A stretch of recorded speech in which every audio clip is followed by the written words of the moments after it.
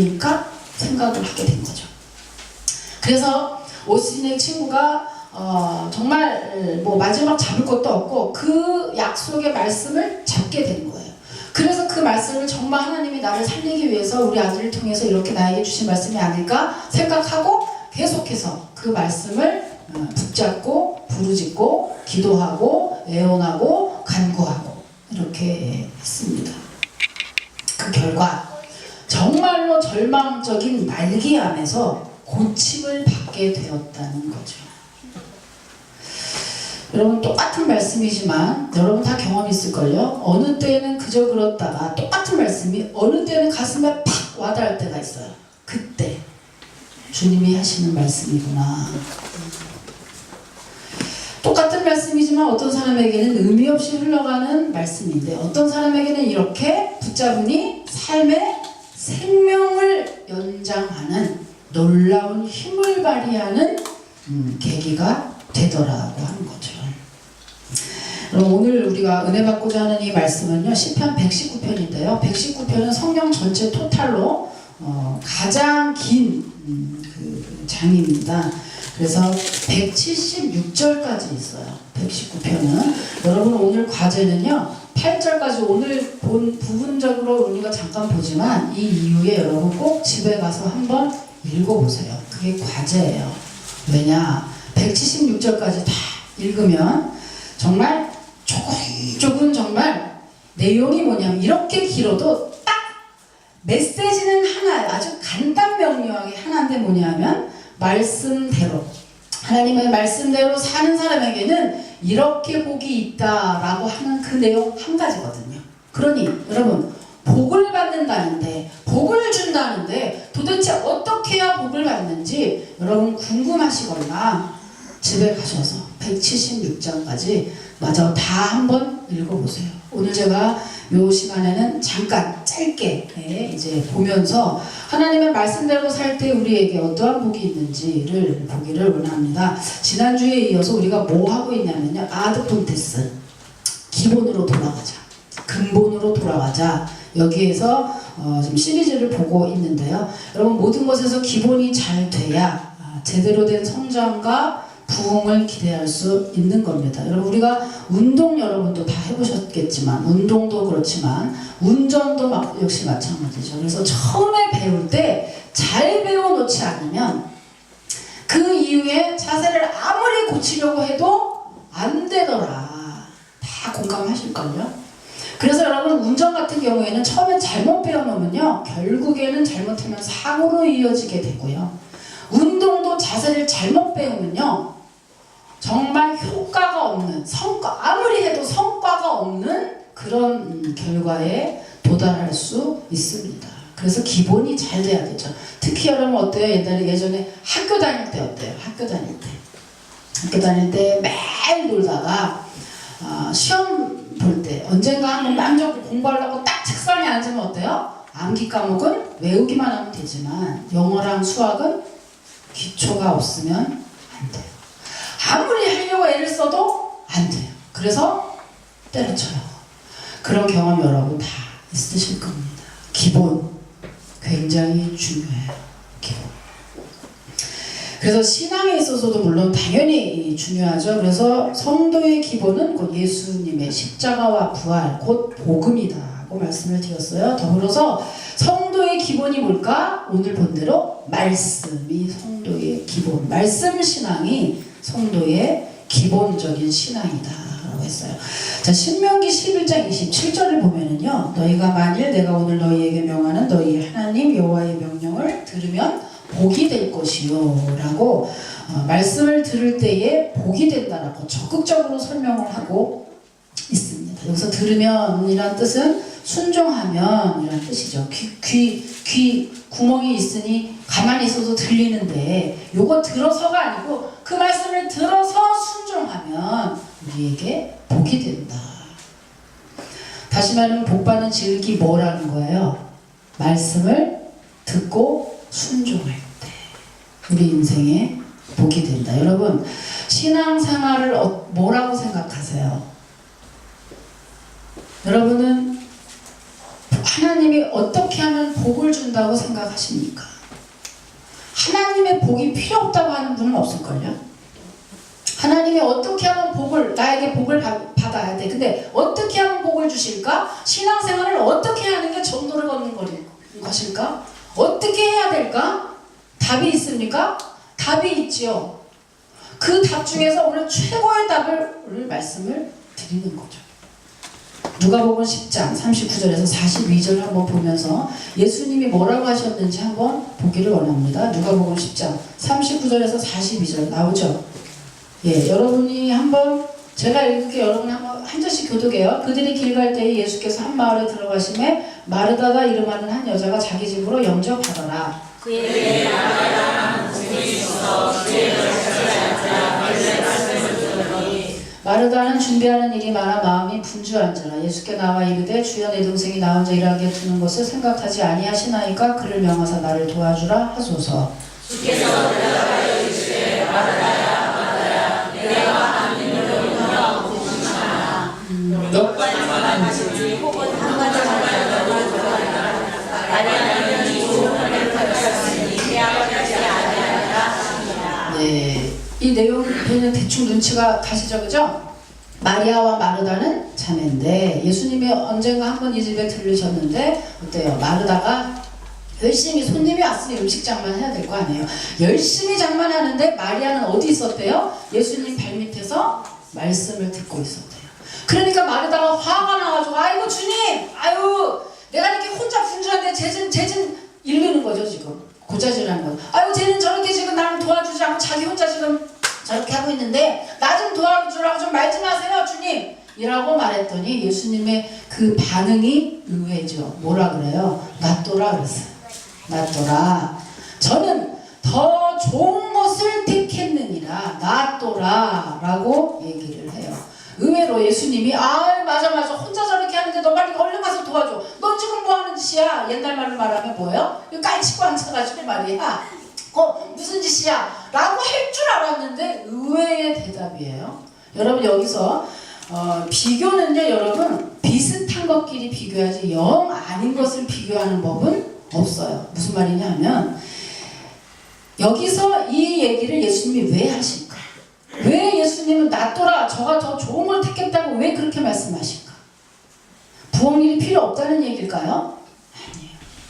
오늘도 밥을 하지만 부엌에 해야 밥을 먹잖아요. 우리가.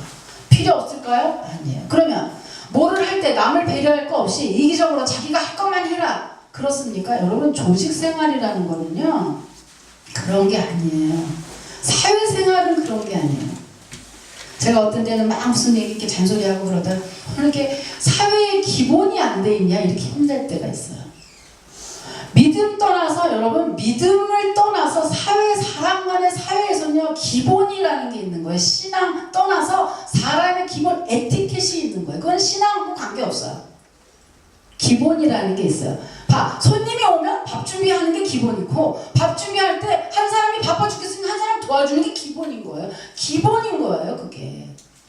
그런데 예수님은 지금 기본을 없이 놔둬라 이렇게 얘기해요. 이게 무슨 말이에요? 중요하지 않다는 얘기가 절대 아니고 중요해. 정말 중요하니까 두 개를 비유하고 있는 거예요. 정말 충분히 중요하지만 더 중요한 게 뭐라는 거예요? 말씀을 듣는 것이 더 중요하다. 교회 오면은요 참 그래서 부엌에 가서 있는 거 그 시간에 예배 드릴 때 뭐 일하는 것도 좋지만 늘 말씀을 듣는 거 그게 사실은 제일 중요한 거죠. 신앙에 있어서 제일 중요한 거는 성경 말씀을 듣는 것과 성경 말씀을 아는 거 순종하는 거 그것이 제일 중요해요. 근데 이게 비단 여러분 제가 지금 잔소리하는 걸까요? 아니에요. 다른 시편을 또 보면서 다른 성경을 통해서 우리가 다시 한번 볼게요. 자 시편 19장입니다. 시편 19장. 자, 시편 19장. 7절에서 11절입니다. 7절에서 11절. 7절 8절만 한번 볼게요. 7절 8절만 여러분 먼저 같이 한번 읽어보세요. 시작. 여호와의 이름으로 감사하여 영혼을 소식시며 여호와의 직원을 확실하여 우둔한 자를 여호와의 교훈을 정직하여 마음을 기쁘게 하고 여호와의 이름을 순결하여 눈을 밝게 하시고. 자, 또 읽을게요. 9절, 10절 또 읽으세요. 자, 9절 시작. 여호와를 경외하는 눈은 정결하여 영혼까지 이루고 여호와의 법도를 지지하여 다 이루니 그 뭐 많은 소금보다 더 상할 것이며 꿀과 송이보다 더 달도다. 11절, 11절. 네. 또 주의 종이 이것으로 병을 하고 이것을 지킴으로 상이 흠이 있나라. 예, 여기는 말씀을 우리가 말씀의 유익에 대해서, 말씀이 주는 힘에 대해서 얘기하고 있는데, 여러분 독일이 최강대국으로 유럽에서 군사와 경제에서 최강국으로 성장한 때가 언제인지 아십니까? 독일의 성경이 독일어로 번역됐을 때부터 시작해요. 또한 여러분 영어가 세계 공용어예요, 지금은. 근데 그 영어가 언제부터 세계 공용어가 되신지 아십니까? 역시 성경이 영어로 번역됐을 때부터예요. 우리나라의 5,000년 역사 가운데 가장 근대화가 시작됐을 때가 또 언제인지 아십니까? 토마스 선교사로부터 하나님의 말씀이 이 땅에 들어오면서부터 우리나라의 근대화가 시작이 됐다는 사실이에요. 여러분 성경이 들어가는 곳곳마다, 말씀이 들어가는 곳곳마다 왜 부흥하고 왜 번영하고 왜 정복하고 다스리는 역사가 나타날까? 왜냐하면 성경은 곧 하나님이요 하나님의 말씀이고 하나님의 말씀은 살아서 운동력이 있기 때문이라고 성경은 계속해서 말을 하고 있습니다. 그런데 많은 성도들이 하나님의 말씀대로 산다는 것에 굉장히 두려움을 느끼고 부담스러워해요. 참 이상하죠. 하나님께 복을 받기를 원하고 하나님께 복을 받기 위해서 지금도 우리는 이 자리에 있습니다. 그리고 관심이 없어요. 하나님의 하시는 말씀에는 순종하고 싶어 하지 않고 그 삶대로, 그 말씀대로 사는 거에는 굉장한 부담을 느끼고 있는 게 사실입니다. 굉장히 아이러니하지 않나요? 그럼 하나님을 믿는다는 게 우리 뭘 믿는다는 거지? 과연 나는 하나님을 믿어요라고 말하는 뭘 믿는다는 거지? 그분이 살아계신 거? 그것도 못 믿는다며. 그럼 그분이 뭘 했다는 걸 믿는 거지?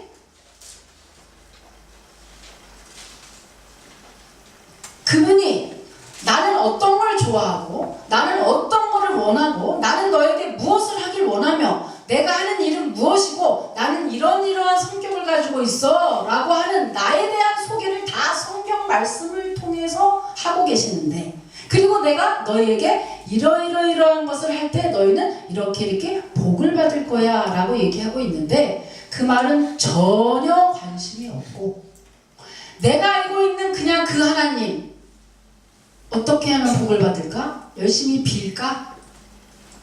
아니면 어떻게? 너무나 추상적이고 너무나 막연한데 제일 중요한 건 그분이 말을 해줘도 듣지 않는다는 거. 자기 나름대로 그냥 하나님 이러면 될 것 같아.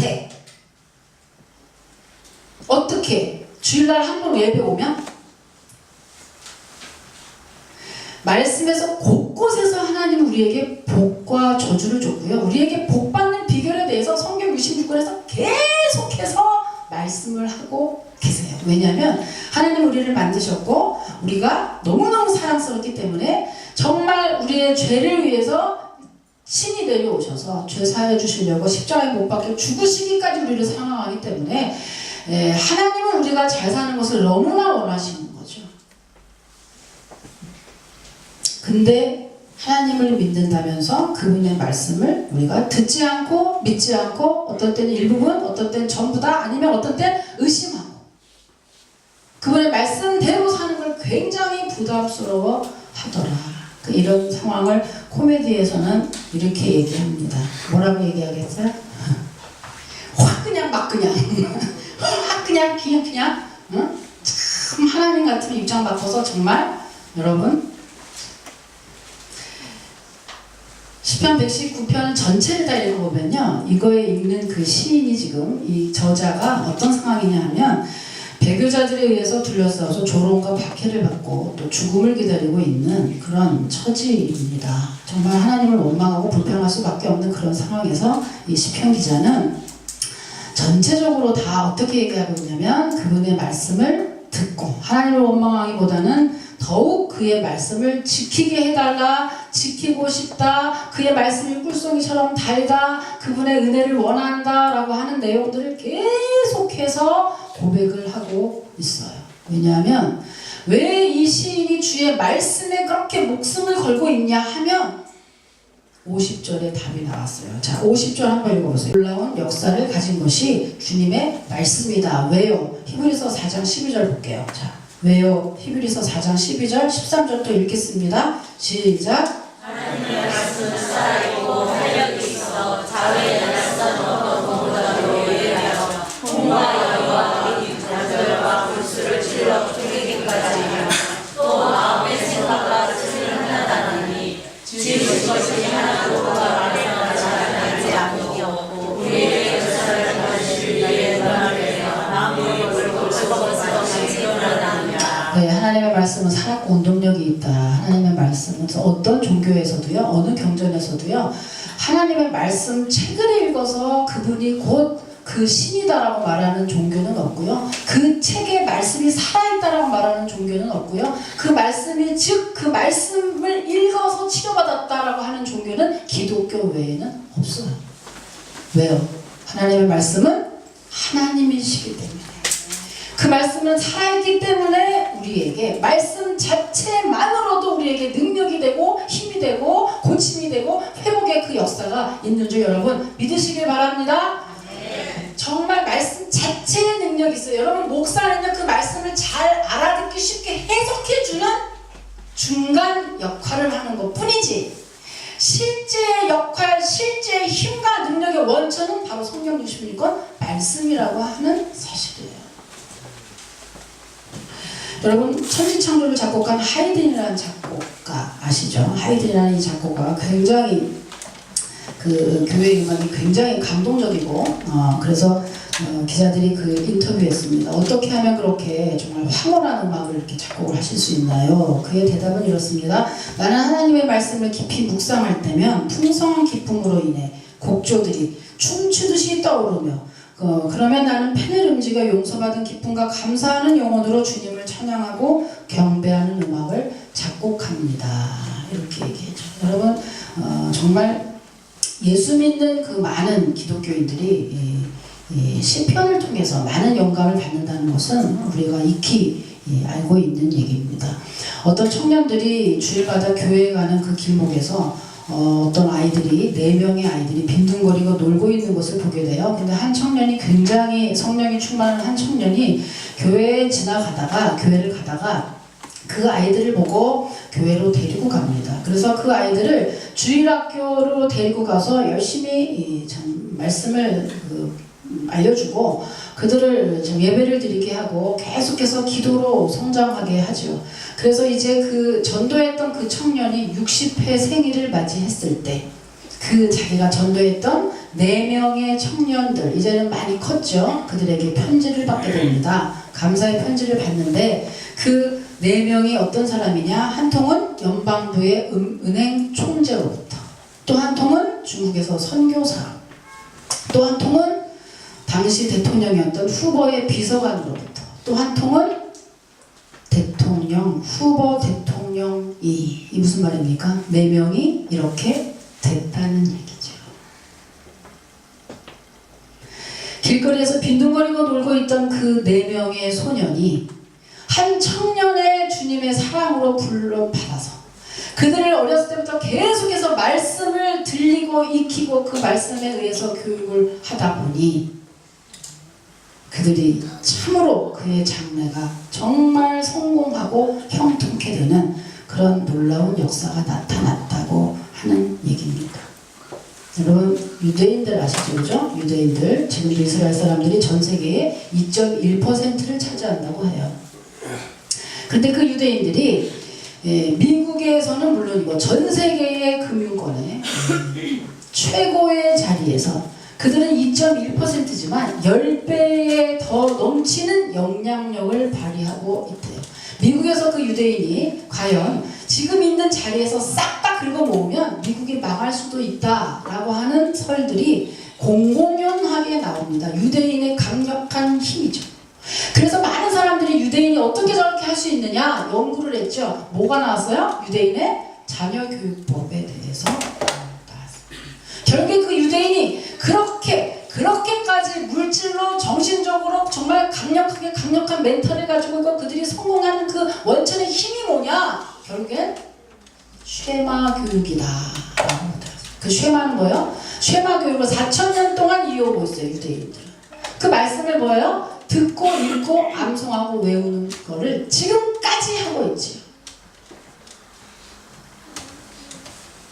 말씀을 듣고 읽고 암송하고 외우는 그 훈련을 통해서 유대인들은 정말 최고의 자리에 노벨상 최고의 최다 노벨상 수상자가 유태인이잖아요. 그들의 그 강력한 힘이 뭐냐? 바로 하나님의 말씀을 외우는 데 있었다. 이스라엘의 철학자인 아하드 함이라고 하는 분은 이스라엘이 안식일을 지켜왔다기보다 안식일이 이스라엘을 지켰다라고 하는 유명한 말을 남겼습니다. 그 말이 무슨 말이냐? 이스라엘 사람들이 2600년 동안 나라가 없이 헤매고 있을 때 그때에 무엇이 그들로 하여금 2600년이 지난 지금에 있어서 그들은 다시 이스라엘이라는 곳으로 돌아가서 이스라엘 나라를 지키고 있는데 어떻게 해서 그 힘이 나올 수 있었느냐를 연구했을 때 바로 그겁니다. 그들은 안식일, 지금 주일이죠. 주일을 온전히 지키는 그 힘. 주일을 온전히 지키는 것은 그들이 안식일을 거룩하게 지키라고 하는 그 하나님의 말씀을 붙잡고 그들이 끝까지 승리했기 때문에 결국에는 그렇게 강력한 힘이 나올 수밖에 없었다고 하는 거죠. 여러분, 우리가 다 살아서 알지만 사랑이 결혼을 지키는 게 아니죠. 결혼 다 해봤죠. 우리 다 결혼한 사람들 사랑해서 죽고 못 살아서 지금 결혼 생활 하고 있는 사람이 몇이나 있겠습니까? 아무도 없어요. 그럼 뭐예요? 왜 살아? 사랑이 결혼을 지키는 게 아니라 결혼이 사랑을 지키는 거죠. 왜? 우리의 마음은 움직여요. 흔들려요. 한결같지 않아요. 그러나 결혼을 했다라는 결혼식이라고 하는 그 서양을 지키는 과정에서 우리는 책임감이라든지 그 어떤 이유에서든지 간에 결혼이 사랑을 지키는 그런 역할을 하고 있습니다. 마찬가지죠. 우리가 하나님의 말씀을 지켜가는 과정에서 우리가 하나님의 말씀을 온전히 순종하려고 하는 과정에서 그때에 하나님은 우리의 인생을 지키시고 우리를 책임지시고 우리의 마음을 보시고 그죠? 우리를 온전히 참 책임져 주시는 그런 삶의 축복의 삶이 이어진다고 하는 겁니다. 그러면 많은 사람들이 뭐 될성 싶은 나무는 떡잎부터 알아본다는 그런 우리네 속담이 있습니다. 그러면 어떤 사람이 복을 받을까요? 뭐 계속해서 말씀을 드렸죠. 하나님의 말씀을 사모하는 자, 하나님의 말씀을 애써서 지키려는 자, 그 말씀을 정말 소중하게 보는 자, 이런 분들. 근데 지금 당장 그런 분들이 징조가 있어요. 아, 이 사람 되겠다라고 할 때에 징조가 있습니다. 그 징조가 뭐냐? 자, 한번 시편 한번 찾아볼게요. 시편 119편 72편. 119편 72편 나옵니다. 자, 읽으세요. 시작.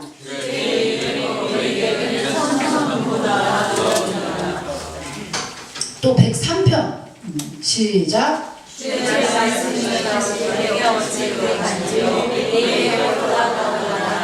네, 되는 놈, 복 받은 놈 어때요? 말씀이 달더라.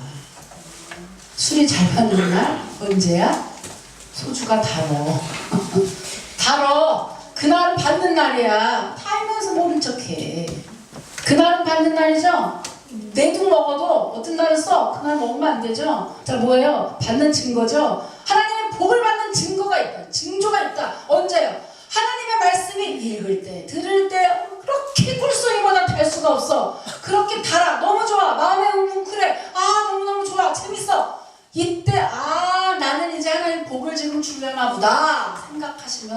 있다라고 합니다. 왜요? 하나님은 복과 저주가 오늘 우리의 하나님의 말씀에서부터 시작이 되기 때문이에요. 마지막입니다, 여러분. 그래서 눈이 되시는 분들, 아직까지 건강하신 분들, 건강할 때 하나님의 말씀을 많이 읽으시고 들으시고 이제 그것을 못할 때가 옵니다. 옥수수가 하나씩 빠지고, 그죠? 못할 때가 와요. 그러기 전에 정말 하나님, 복을 주시는 하나님, 영원도 우리를 천국에 보내시는 하나님, 그리고 지금도 하나님의 은혜 없이 내가 살 수가 없네요. 그 하나님의 은혜의 복을 받기 위해서 그 하나님이 어떤 분인지 그거를 새기고 또 새기고, 건강할 때 그 하나님의 말씀을 읽고 듣고, 그죠? 자기 혼자 읽으면 제일 좋겠지만 그것이 안 될 때 어때요? 교회에 와서, 여러분, 예배를 한 번 드리는 게 예배가 아니에요. 새벽에는 민수기 말씀을 보고 있고요, 금요일은 고린도전서를 보고 있고요, 주일 오후에는 마태복음을 강의하고 있어요. 읽지 않아도 예배만 참석해도 그냥 그거를 다 해석해서 그걸 하나씩 뛸 수 있는 거죠. 정말 부지런하게, 정말 건강이 될 때 여러분 하나님의 말씀을 많이 읽으시고 들으시고, 또 그 말씀을 정말 사모해서 그 말씀이 정말 꿀송이처럼 다가, 그래서 여러분 많은 말씀을 통해서 받는 그 축복이 여러분의 가정 가운데, 또 특별히 여러분의 생업의 전선에 함께 하시기를 주님의 이름으로 축복합니다. 자, 혹시 의심하는 분들을 위해서 잠깐 말씀드릴게요. 어떤 사람이 이렇게 얘기한 거예요. 몇 년 전에 브리티시 위클리의 편집자에게 편지를 보낸 거예요. 여러분 아주 공감을 많이 하실걸요. 목사님들은 설교에 상당히 큰 비중을 두어 설교 준비하는 걸로 알고 있습니다. 이 사람 편지 쓴 거예요. 그런데 저는 30년간 아주 규칙적으로 예배를 참석해왔고, 그동안 적어도 한 3,000번의 설교를 들었습니다만은 안타깝게도 저는 하나도 기억나는 게 없습니다. 공감하시는 분도 있을지 모르겠어요. 차라리 다른 시간에 투자하면 더 좋았을걸요 라고 하시는 분이 계신 거예요. 그래서 참 이분이 이것 때문에 찬반론이 막 엄청 벌어진 거예요. 정말 맞다, 아니 틀리다. 마지막 한 사람이 편지를 썼는데 그 편집장에게 온 그 편지의 내용을 보고 다 공감하기로 했습니다. 어떤 내용이냐? 저는 결혼한 지 30년이 되었습니다. 그동안 저는 32,850번의 식사를 했습니다. 거의 제 아내가 요리한 겁니다. 그런데 갑자기 저는 그 많은 식사 중에 단 한 끼의 메뉴도 기억할 수 없었습니다. 그럼에도 불구하고 그 많은 식사를 할 때마다 매끼 영양을 공급받았습니다. 그래서 저는 그 많은 식사가 없었다면 오래전에 이미 굶어 죽었을 것이라고 인정을 했습니다. 여러분 어떠세요? 매번 아우 예배는 무슨 한 번 드리면 되지, 아니면 아우 예배 무슨 너무 힘들어요, 뭐 주님의 말씀이 무슨 영향이 있어요, 나는 지금 먹고 살기 힘들어 죽겠는데 말씀을 듣는 거, 말씀을 읽는 거, 그게 무슨 그렇게 나에게 힘이 될까요? 굶어 죽었을 거래잖아요. 여러분 들었던 말씀을 실생활의 갈등 속에서 다 기억할 수 없다 할지라도, 이게 과연 나에게 지금 이 문제, 이 말씀이 과연 이게 지금 응할까? 라는 의심이 들 때라도 결국엔 들은 말씀은 우리 몸에 양분으로 다 저장이 되어 있고요. 언젠가 우리의 삶에 노정기로 사용이 되고 있고요. 하나님의 축복으로 점점 더 가까이 가고 있다는 것을 여러분이 꼭 믿으시기를 주님의 이름으로 축복합니다. 하나님 감사합니다. 오늘을 기점으로